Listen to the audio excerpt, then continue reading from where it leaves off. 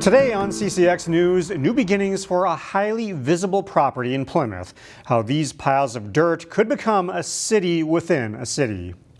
Construction crews have demolished a huge office building at the Prudential site in Plymouth. As Kevin Miller reports, the new development planned for the site will be a massive undertaking. 1, 2, and 3.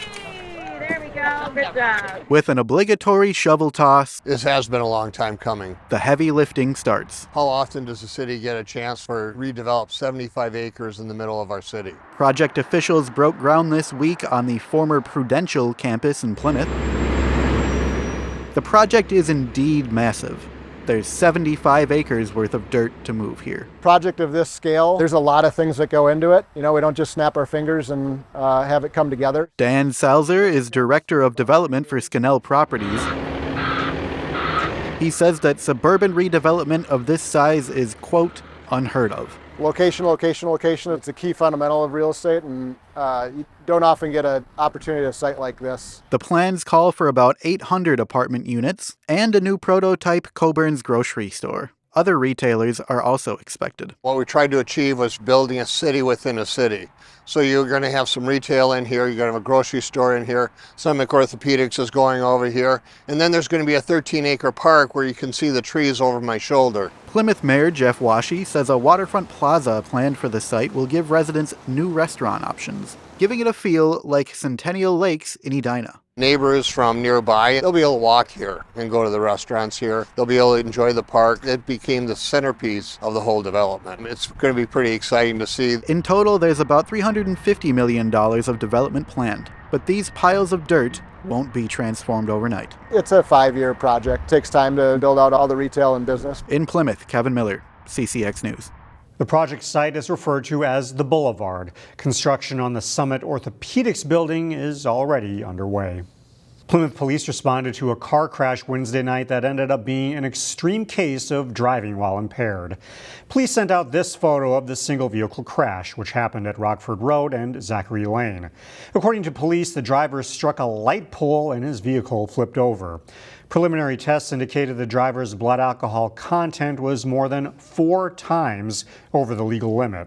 Charges in the case were pending Thursday. A Brooklyn Park man went from pretending to seek romance to getting serious prison time. Prosecutors say Dadzi Kordorwu was part of a nationwide online dating fraud scheme that preyed largely on seniors. Prosecutors say he used false names and developed deep personal connections before asking his victims to send him money. The scheme went on for 4 years, netting Kordorwu and his co-conspirators more than $2 million. The U.S. District Court judge sentenced Kordorwu to more than 5 years in prison. He was also ordered to make full restitution of the stolen money. For nonprofit organizations, volunteers are an essential part of their work. And at the Animal Humane Society in Golden Valley, there's one person who's devoted a good chunk of her life to helping their mission. Look at this. In order for the Animal Humane Society to function, This is so good. it requires a lot of hands on deck, Is that the best? including those who come here without taking on a salary. Our volunteers are kind of an addition to our paid staff. They take on so many different roles in so many different areas. There are now more than 1,000 volunteers who help out at the Animal Humane Society, We're going right to the kennels to Ms. Maxine. but there are few who can say they've done it as long as Joan Corbett. Well, on record, it's 25 years, but it's been more than that. The former social worker has a knack for giving back.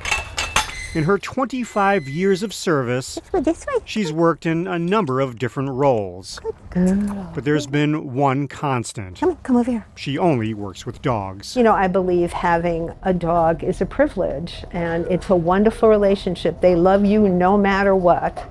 So to be part of that, what's that? See a nice family go home with a lovely dog is just a wonderful feeling. What a good dog. Joan has turned into somewhat of an animal whisperer over the years. I know, you're doing fine. She still helps to walk the dogs for their daily dose of exercise.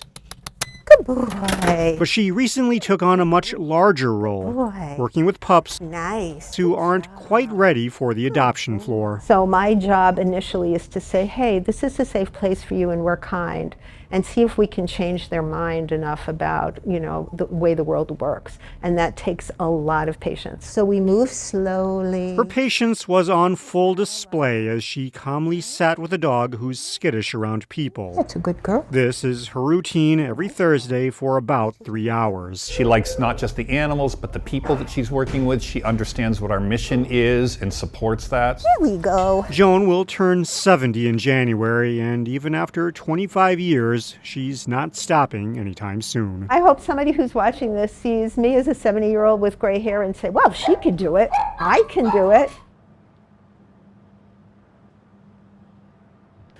Joan is the longest acting volunteer at the Animal Humane Society. Over those 25 years, she's put in more than 1,600 hours. As the weather cools, crock-pots tend to warm up, and over at a Plymouth Senior Living Center, they fill up for a good cause. Check out this line of crock-pot dishes made by workers at Trillium Woods. The Plymouth facility typically raises funds for this time of year for the Alzheimer's Association.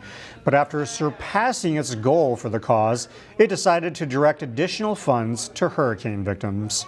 We're fortunate to not have experienced the hardship. It's been so hard for us to see the devastation that has occurred in Florida, and we just wanted to do our part to support those in need. The parent company of Trillium Woods operates senior centers in Florida, and many of those workers' homes were impacted by Hurricanes Helene and Milton. Some of the crock-pot specialties included chicken wild rice soup and a chorizo chili.